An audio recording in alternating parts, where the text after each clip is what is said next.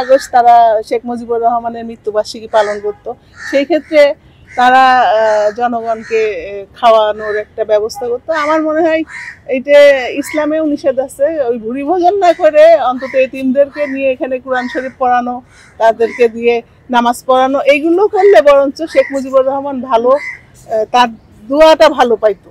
কিন্তু তারা এটা লোক দেখানোর জন্য জনসমাগম করতো।